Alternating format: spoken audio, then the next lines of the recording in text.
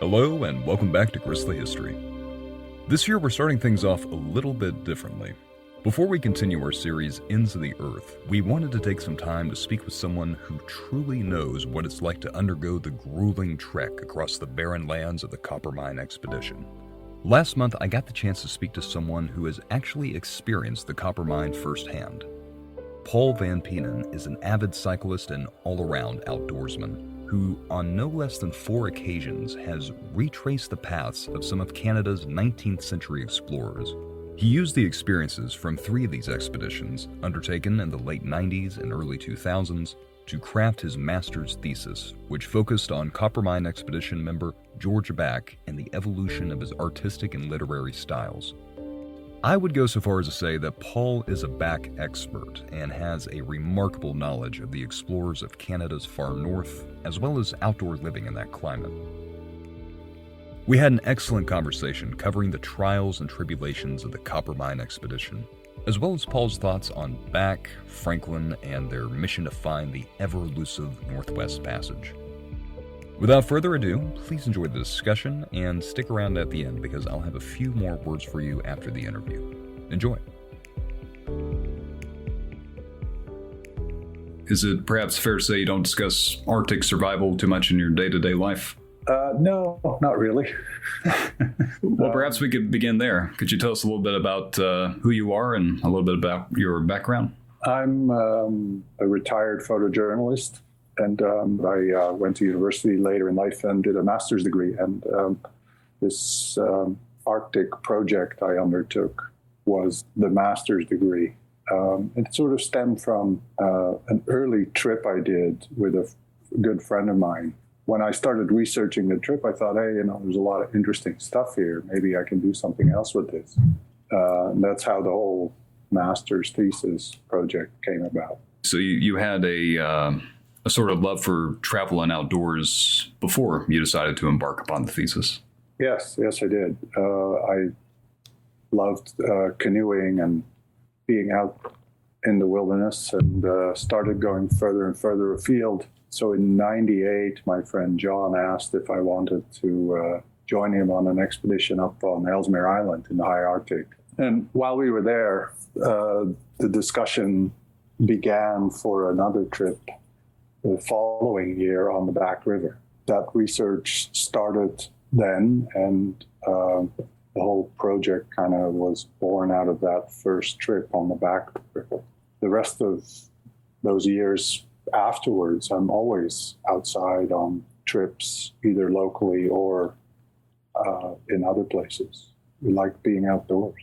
Yes, you run a blog, Two Love Cycling, with your wife. I think you boast that you've traveled through 20 countries. Is that correct? Something like that. I'm not counting. But if I could ask you about trips, how does one plan for a trip through the wilderness as long as the one that you took? How do you plan your provisions, and how long it might take you to get from point A to point B? So we could talk about the Back River trip, which was the first trip, the first long canoe trip that I did with my friend John and 2 other friends, Dave and Ian. So the planning starts fairly early, anywhere from about 6 months to a year prior, just looking at logistics in the Arctic, because you need to fly places. For the mainland, Arctic Yellowknife is a jumping off point. That's where the road ends, and from there you're chartering airplanes. So we look at the route, what might be along the route. Well, the Back River is 1,100 kilometers long, but there's nothing on it. It just flows through the barren lands of northern Canada. There's no towns, there's nothing. So you have to basically bring all your food and everything you need for the duration of the trip. We get our food in bulk from a supplier, we package it all up, put it in big plastic bags and backpacks, and we carry it with us in the canoe, along with camping gear and sort of emergency repair items and things that we may need. Communication equipment, which in '98 didn't really exist in any meaningful way. now I have a tiny little satellite communicator that we carry, and I can text with anybody anywhere in the world. So the preparation is crucial. That you need to know how much food you're going to consume, how to package that, and how to preserve it so that it doesn't spoil. So we don't take anything fresh. Everything's dried. Preparation certainly does seem crucial. From what I've read of the Coppermine expedition, it was next to impossible to live off of the land. Could you talk a little bit about the landscape and the river itself and your time on it?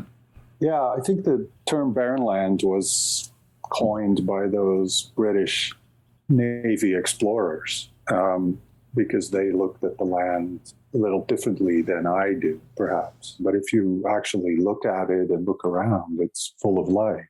Everything's quite small. It's at your feet, but it's very diverse. There's a lot of animal life there as well. We were very lucky on the Back River trip in '98 to see the migration of one of their caribou herds. And we spent an entire day just sitting, watching caribou walk by. We must have seen 30, 40, 50,000 caribou. It's like something from Serengeti, kind of these migrations, you see on in these wildlife films. It's just like that. It's just that they were caribou. It sounds like very little has changed, perhaps, from your retracing the steps of these expeditions and the expeditions themselves. Would you say that that's fairly accurate? Yeah, I think so. There's not much has changed there. There's been some mining development, but there haven't really been any other human incursion up in that part of the country. It's pretty remote and hostile. It's hard to get anything in and out of there. The landscape itself, and this was the whole point of the project, was to see how the landscape, or if the landscape had changed from what I saw in those paintings, those watercolors and drawings by George Back. So it was a cool project to do, to go and find these spots where he may have sat and sketched the scene and painted it.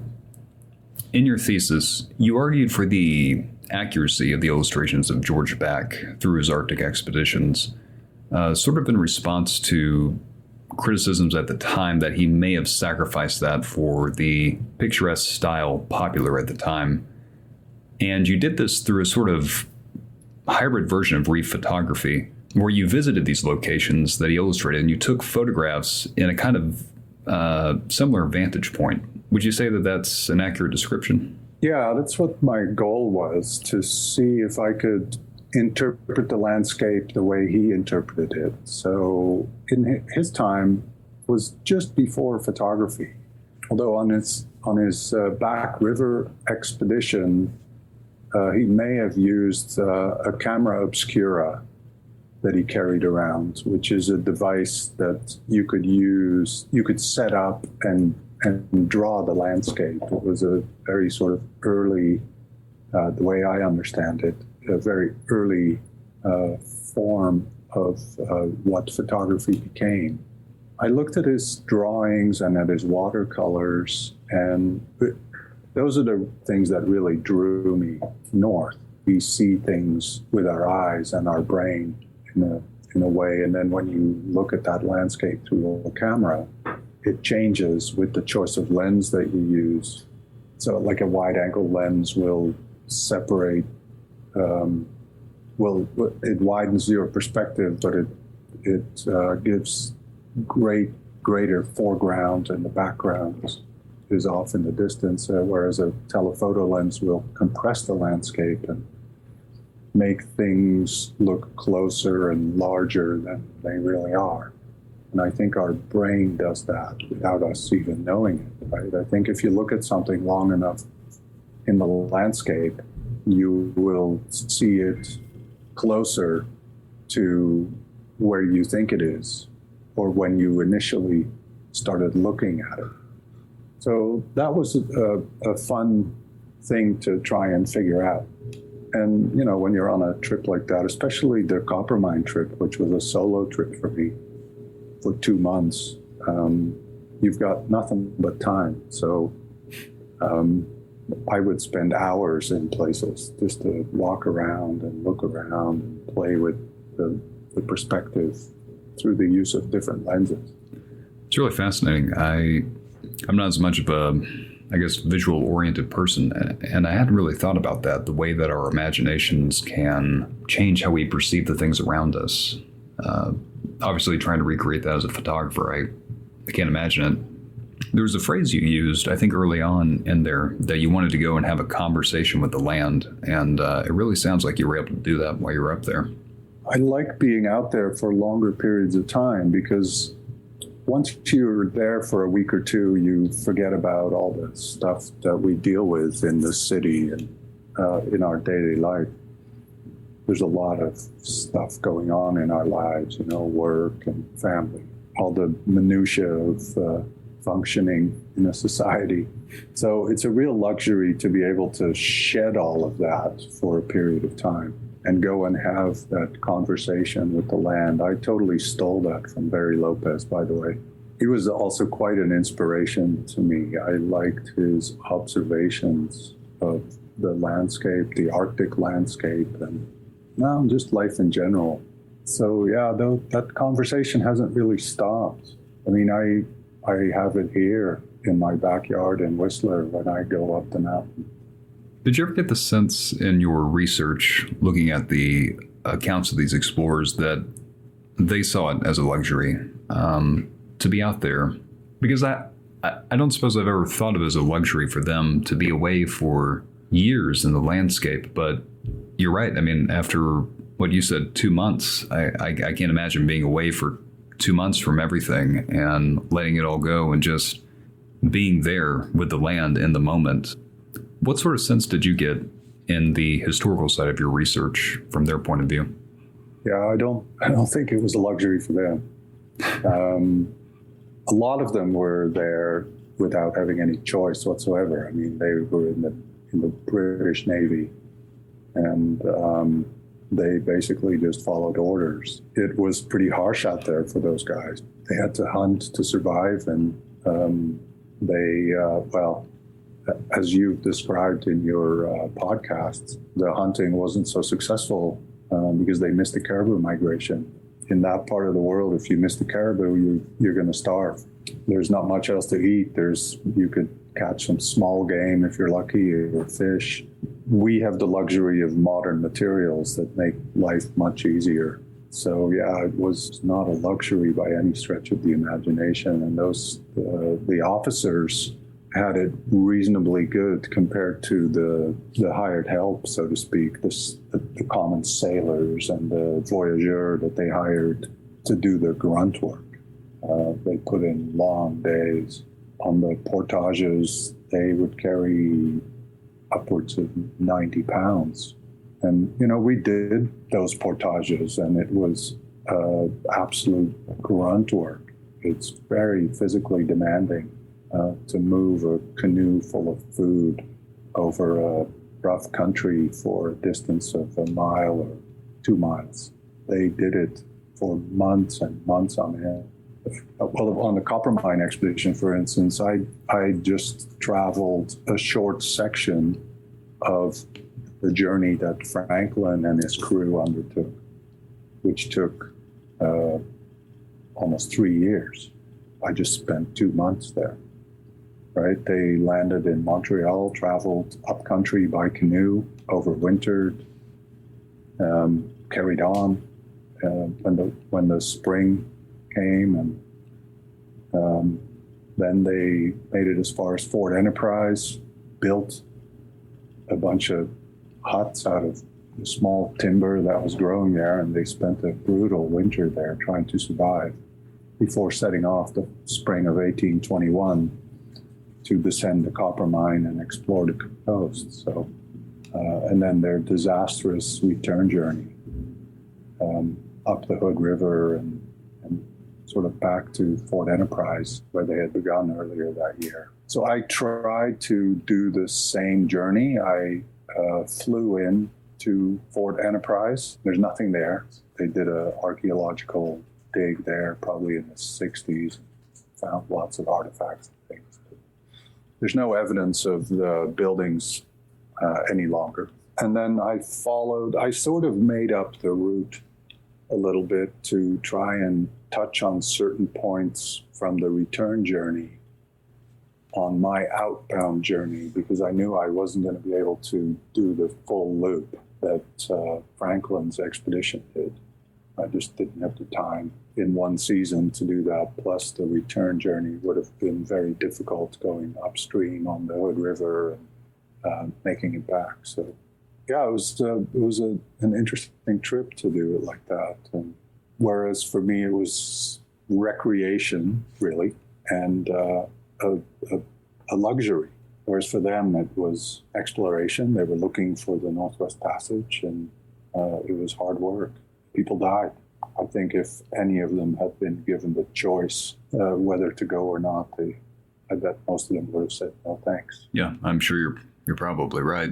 In my reading on it, obviously we have the gift of hindsight, that they didn't, but I didn't find the goals of the expedition to be terribly realistic. To travel halfway across the country, get to the coast, and meet up with Captain Perry to return back to Hudson Bay. There just seemed to be too many unknowns at the time. They just had so much faith in it, or the Admiralty did anyhow. Just can't imagine being there. Yeah, they were making plans based on the information that they had. The scuttlebutt was that there would be an open ocean, which there is now, because the ice is melting much more rapidly these days in the summer, and boats regularly traverse the Northwest Passage now. Even 34 years ago, or even 20 odd years ago when I was there, that didn't happen, other than icebreakers. But now cruise ships are going through the Northwest Passage, which is a whole other story. But I think if they had been a little bit luckier, they would have succeeded. I don't think they would have got to Hudson Bay, but Perry had some bad luck, and they had some bad luck.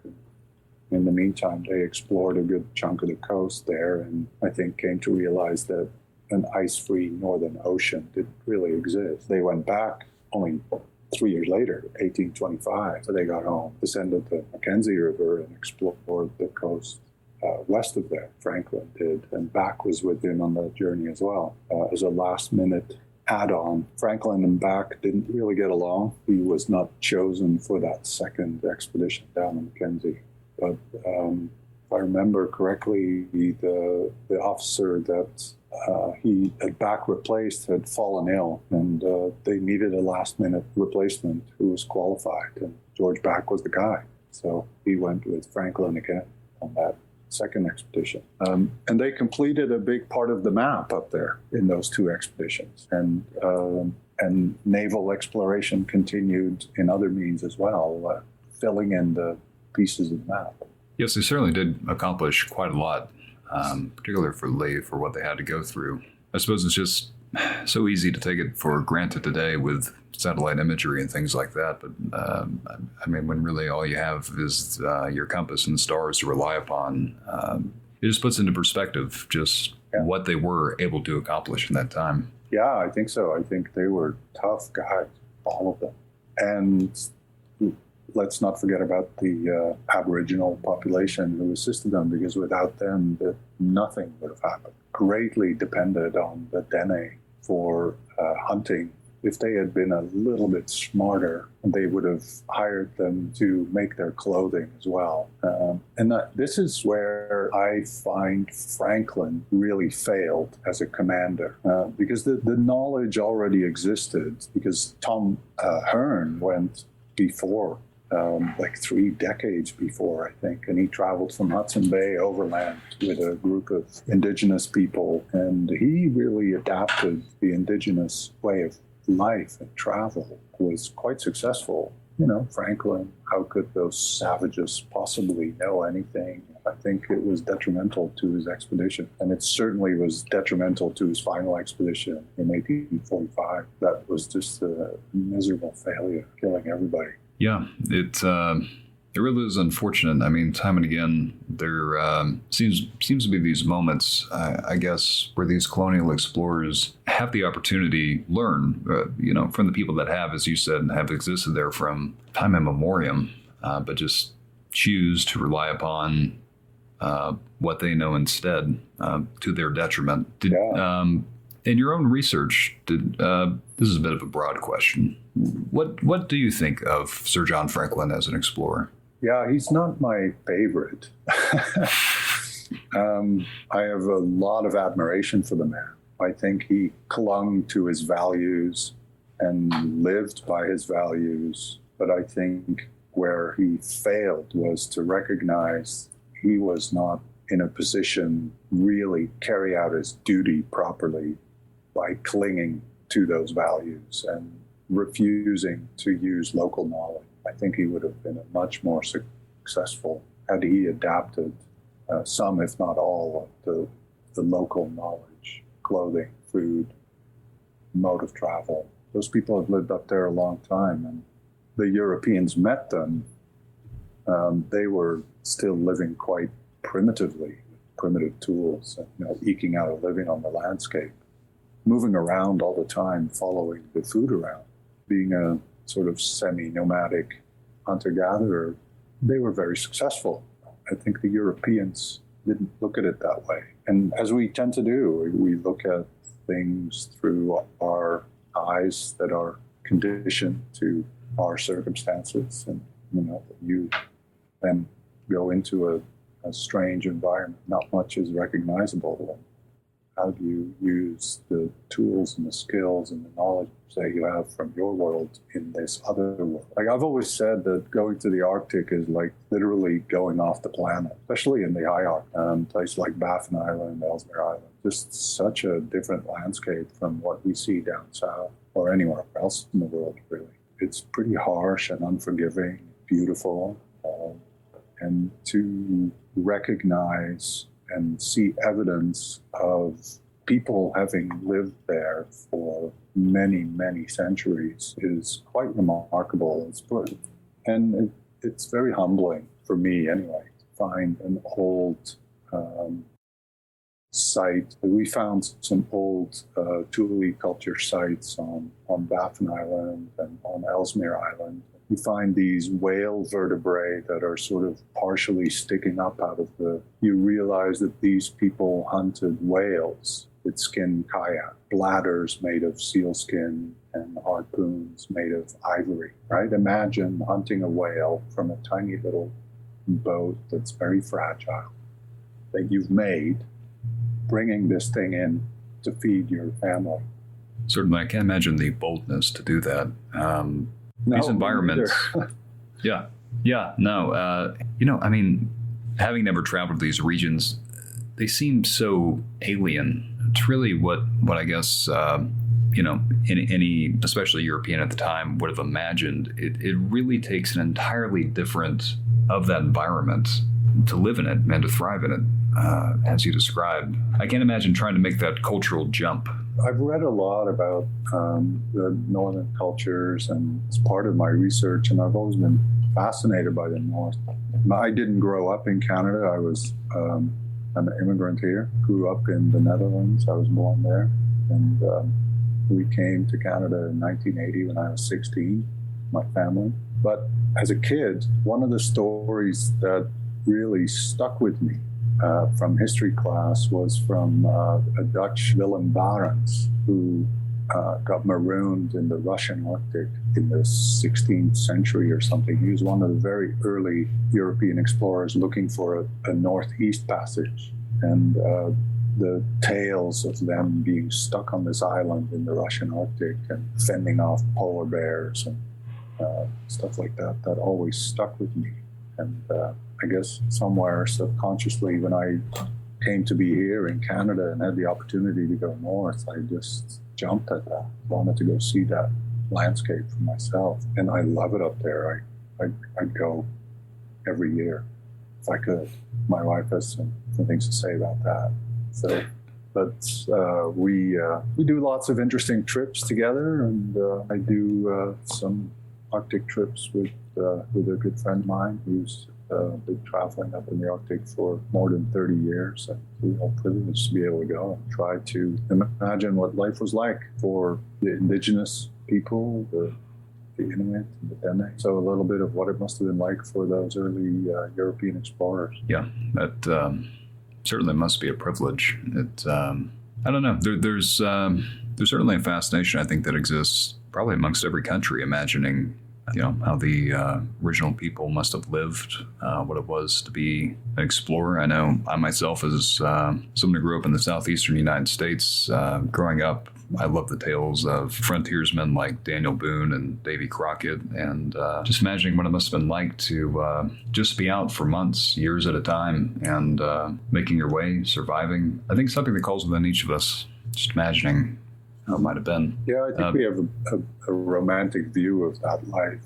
It's hard not to. A lot of people I meet, they have this idea of building a cabin in the woods, and it's really, really tough. I have a friend who did that, and totally off the grid, living on your own, building your own home with the resources at hand, and then what you can't build, you have to bring in. Yeah, I wanted to do that as well, and I quickly kind of forgot about that idea after doing some research into that. But it's great to be out there on the land and make that connection with the indigenous people and the early explorers through the landscape. And I think it adds value to the landscape. I think we still, as a society, we look at everything as a resource. There's only so much you could pull from the earth until things start to go wrong. We've had a horrible year here in British Columbia with fires and floods, and whole towns were wiped out. And only just this week, they were able to reopen one of the highways that got flooded in November. And here in Vancouver, we live in this little southwest corner of the country. There's really only 3 highways that lead from here to the rest of the country. And all of them were flooded and shut down in a period of about 36 hours. Heavy rain, flooding, and we're just hanging on by the fingernails, I think. They've just managed to reopen one of those highways, a vital link in the whole system of moving goods around. Vancouver's the biggest port in Canada. Stuff can't move if you don't have rail lines and highways that are functioning. So it was a big wake-up call here for us on the West Coast. Can you talk any about how that just affects day-to-day life, just as an average person being cut off like that? Well, it hasn't really affected my life. I don't work anymore, but just the ability for an economy to function the way we do things these days, with everything is manufactured and shipped on time, right? We go on Amazon or whatever and say, oh, I want that. And it's made somewhere in some factory on the other side of the planet. It's shipped to you in a matter of a few days, right? So when something like a storm that we had in November here severs one or two of those links in that whole chain, and you haven't got a backup, you're screwed. So I'm hoping that the powers that be are taking this in. And I also think the pandemic has shown us this, that we live in this global community, and we travel willy-nilly all over the planet. And when you have something like this happen, it spreads pretty rapidly. And I was a bit surprised that we seem not to have learned much over the last 18 months. Are there any particular parts of your journey, your thesis, anything at all that you wanted to discuss in this? No, not particularly. I listened to your 2 episodes on the Franklin Coppermine expedition. It was interesting to revisit it, because I haven't really. And I look at the photographs from some of those trips, and I reread the journals that I wrote while on those trips. And now 20 years later, you look at you got another 20 years under your belt. So your perspective changes. What hasn't changed is my desire and my love of going out there. I have a good group of friends who are also very versed and well-traveled in the outdoors, and we do a lot of stuff together. Day trips and multi-day trips, and then occasionally some longer trips. Not everybody's able or keen to go on a 2-month canoe trip. There's enough of them out there that are willing to go. My wife's pretty keen, Jan, so we do lots of stuff together. We've been on canoe trips and bike trips. The last couple of years, like I said, we've stayed closer to home. But I think next year we hope to maybe take 3 or 4 months and travel on bike again, somewhere else. Not in the forests of British Columbia. Somewhere you haven't been before, or do you want to revisit old places? No, likely somewhere where we haven't really spent much time. So on our long bike trip, we began in Europe, and we spent 7-8 months cycling through Europe from north to south, from the very northern tip of Norway to Istanbul. And we kind of skipped the southern part of Europe. So I think we were hoping to maybe go to Portugal, Spain, move more east to some places where we haven't been, like in the Balkans. So we were in some of the Balkan countries like Croatia, Montenegro, and Albania. Really loved those places, in particular Albania. So we're hoping to maybe go to places like Kosovo, and Macedonia, Romania, just that part of Europe. I've really been there.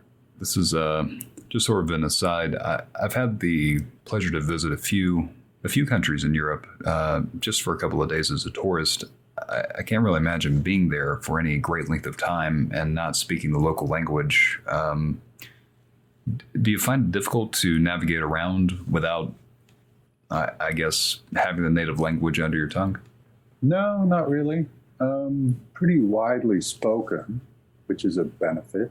But I always try to learn at least a few words of the local language, just basics like, thank you, just some words for food or a room or something. I mean, we like to camp a lot, but also it's nice to have a room once in a while. We spent 7 months in South America, and you can't help but learn Spanish. I think we will go back again to South America and take a maybe 3 or 4 weeks Spanish class before, just to bolster our Spanish skills. And because it does if you can communicate with somebody, you have a very different experience. And we can always communicate sign language. Like somehow it always worked. We never go hungry. We never not have a place to sleep.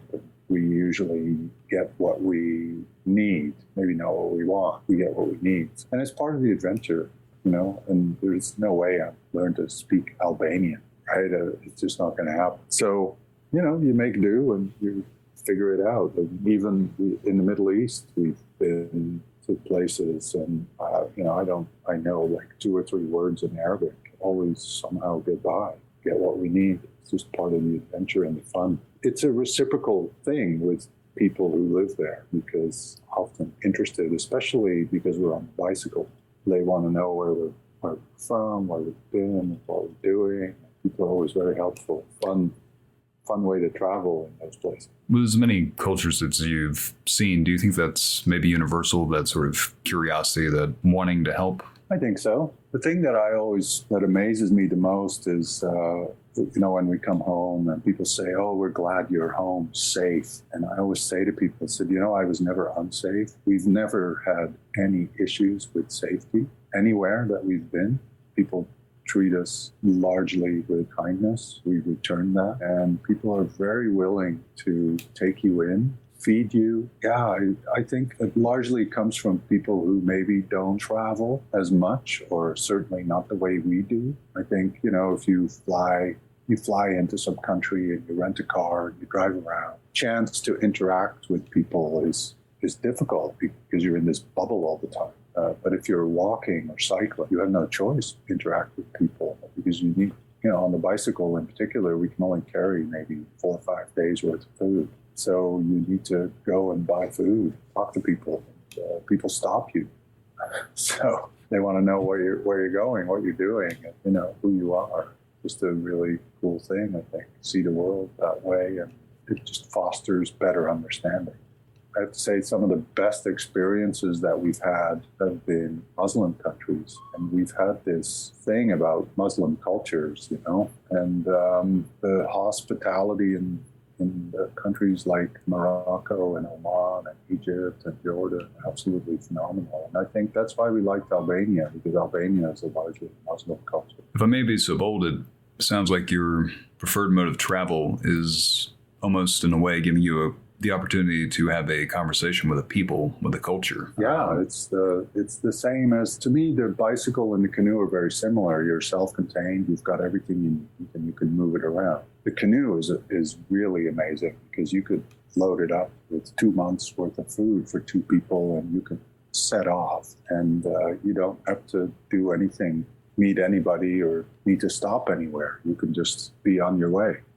And we're lucky in a country like Canada. I can literally throw 2 darts at the map in the north somewhere, and I can find a route to travel between those 2 points. I've done that, and people I know have done that. They just look at the map and say, wow, wouldn't it be neat to go from there to there? You just go. I mean, it sounds like it's easy. It's not, preparation and skill, but and the will to do it. But the bicycle is pretty similar. We never really make much plans in terms of where we're going to go. We buy a plane ticket, and then we get on the bicycle and go where we want to go. Make it up as we go along. Talk to local people and say, well, where would be a good road to go? Good road, how you get all that local knowledge. It's a good way to see the world, to know more about the world. Yeah, I'm sure it's a real education. And it's great to have someone willing to do it with you, to have a kind of community there. Yeah, absolutely. Yeah, it's Jan and I have a great relationship, and we like a lot of the same things and travel well together. And it's easy, and yet also we do our own independent things. Like I've gone on trips up without her, and she's gone on trips without. We're able to do that. Not everybody we know can. Well, Paul, this has been a great conversation. I want to be respectful of your time. Before I end things, I did have a miscellaneous sort of question. Have you, something I learned about when doing my reading was about this food called, I'm not sure if it's pronounced pemmican or pemmican. I was curious. Yeah. Have you had it? And could you talk a bit about what the texture and the taste is like? We tried making sort of a version of it. It wasn't very successful. So pemmican was made with buffalo fat or reindeer fat, berries. What we don't make it anymore, but for many years we would make a thing called Logan bread, named after Mount Logan, and it's a kind of a dry bread full of nuts and dried fruit. The beauty of this stuff was that we could pack it for 2 months. It wouldn't spoil, because that's a problem. Like things like bread spoil very quickly, right? So this was basically whole wheat flour mixed with cashews and almonds, sunflower seeds, and cranberries and raisins, a bit of oil, like a vegetable oil, and then just enough water to make it into this sort of rough, lumpy dough that we would spread out into big, like lasagna pans, sort of the 9 by 13 inch pans. And then we would stick it in an oven for, 2-3 hours just to dry it out, basically. It doesn't really bake. It's got no yeast. There's no baking powder or any sort of leavening agent. So it's very basic bread substance. And then we would cut it up into squares. So we get about 20 squares out of one pan. And then we'd wrap those up individually, 6 or 8 pieces in a Ziploc bag. And we would make dozens of these prior to an expedition. And we take those with us. And we would have one of those chunks. That was like our lunch food. And by the end of the trip, you didn't even want to look at that stuff. Just, oh, God, no, I can't. But it was a real specialty in the day, right? this stuff was made by people who knew how to make this stuff, and they would make a lot of it, bags and bags of it on these journeys with the voyageurs, the fur traders.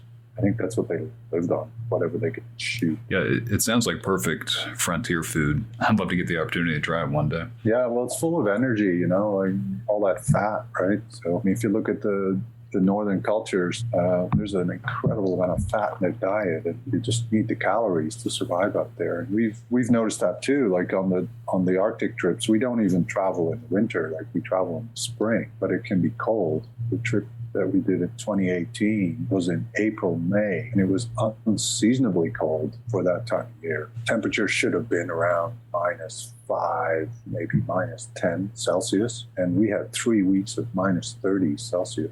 And you're just not sitting around in that kind of temperature. Like we would travel maybe 5-6 hours a day, hauling the sled, and we would make camp, and we would get in the tent, take off the ski boots, and put on warm, dry socks, and wrap your sleeping bag around you and fire up the stove in the tent to get some warmth.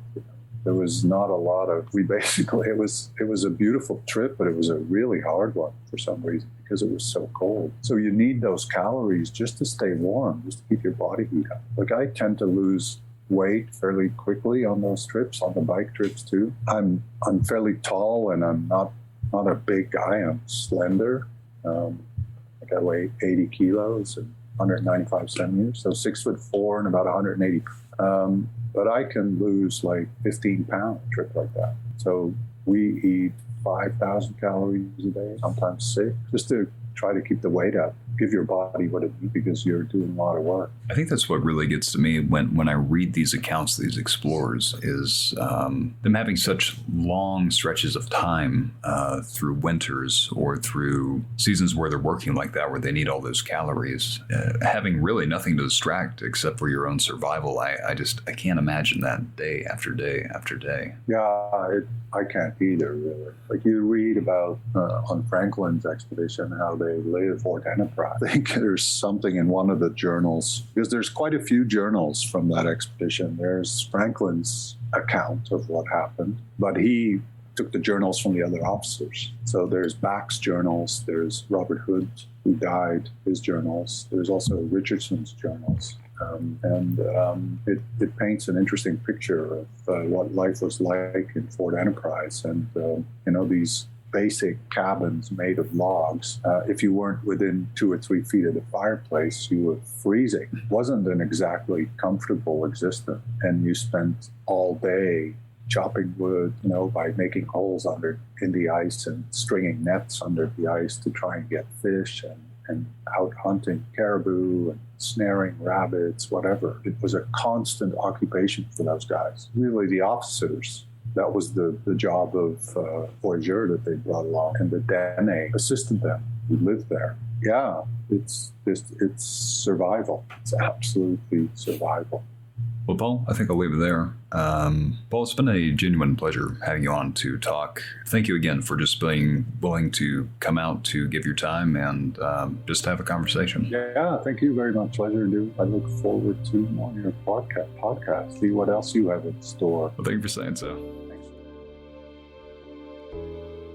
Well, everybody, I hope you've enjoyed our conversation and this small detour on the journey to cover the explorers of ends of the earth.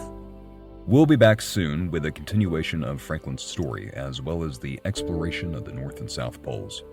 Special thanks again to Paul VanPeenen for coming on the show and sharing a little bit of his knowledge with us. If you'd like more information about Paul or to follow along with his travels, all of that can be found on his website, 2lovecycling.com. That's the number 2lovecycling.com. We've also got some exciting announcements about other opportunities to support the show and to have a greater voice in what Grisly History becomes, but more on that at a later date. If you've enjoyed what you've heard thus far, please consider following the show on your preferred podcast player, interacting with our social media channels, and leaving a review on Apple Podcasts. Grisly History is a history podcast hosted by myself, Graham Parker, and produced by Michael Ruiz. For more information on the show, as well as links to our various platforms, please visit our website, grislyhistory.com. Finally, if you have any commercial or narration work that requires a voiceover talent, I am available and I'd love to get in touch with you. Please reach out to my email address, graham@grislyhistory.com, and I'd be happy to talk with you about your upcoming project. Again, that's graham@grislyhistory.com. Well, that's all from us for now. See you next time on the next episode of Ends of the Earth.